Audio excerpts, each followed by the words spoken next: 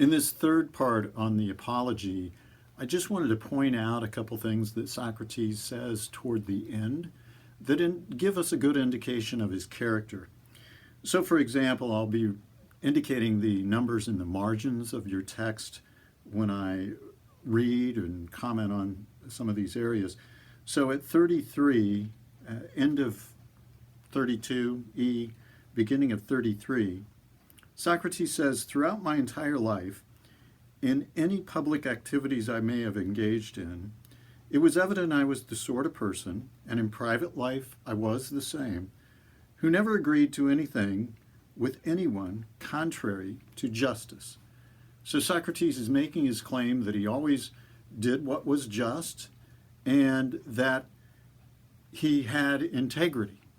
So he was the same kind of person, whether in public or in private.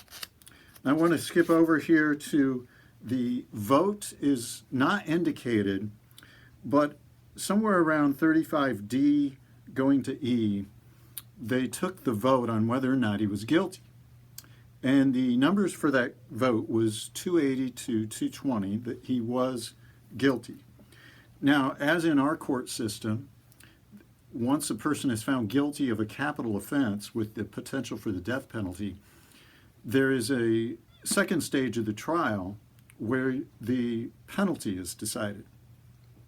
And so here Socrates gets to suggest a penalty.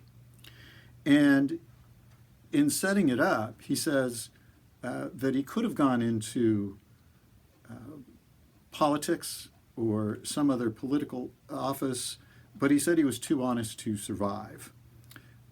So instead, he did what we know he did. He went around and tried to find the nature of courage and justice and wisdom and temperance and other virtues. And so when it came time to suggest a penalty, Socrates says, well, what do I ultimately deserve? And he says, nothing more appropriate, men of Athens, than for such a man to be given free meals at the Prytaneum. Now, this is quite the request. This is something that Olympic athletes who won in the contest would have received. In other words, he's asking for free room and board for the rest of his life as the penalty. Now, that probably wasn't a great suggestion, and he says, well, maybe I could pay a fine. But after he suggests a fine, he says, what normal people would request in his case would be to exile, just to leave Athens. And in response to that, he says, why don't you just mind your own business, Socrates? He's imagining someone else talking to him.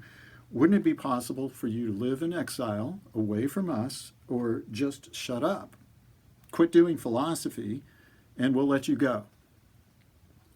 And at 38, he gives a very significant response to that hypothetical question on whether or not he would shut up and quit doing philosophy. He says, but again, if I say it's the greatest good for man to discuss virtue every day, and the other things you've heard me discussing and examining myself and others about, on the grounds that the unexamined life is not worth living for a human being, you'll believe me even less when I say that. Now, you may have heard that line before, the unexamined life is not worth living. This is the context. He's very serious about this. He knows he's facing the death penalty, and he's saying, if I have to go on living without doing philosophy, I'd rather die. So after that, he suggests for the fine, maybe he pay a mina of silver, and his friends are kind of shocked at that low amount, so they are calling out to him to raise it, and he says, okay, my friends will pay 30 minas. But then they do the vote on whether or not he should be executed. And the vote was 360 to 140. Now recall, 280 thought he was guilty, and now 360 think he should be killed. He didn't do himself any favors in his suggestion for his penalty. 80 people at least who thought he was innocent now say, kill that guy. But now that he knows he's facing death, he's has an opportunity to go on and say a few more words. And he says, the difficult thing, gentlemen, isn't escaping death. Escaping villainy is much more difficult. It runs faster than death.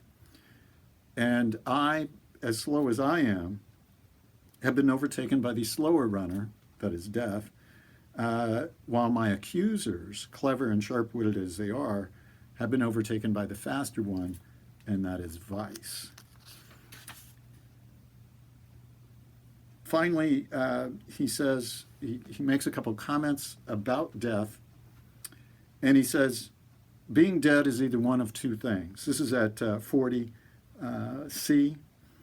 Either when you're dead, it's just nothing, like a deep sleep with no dream, or it's a sort of migration. And this is an idea that Plato develops very thoroughly, that your soul moves from here to another place. And in that case, he says, if that's true, I view death as an opportunity.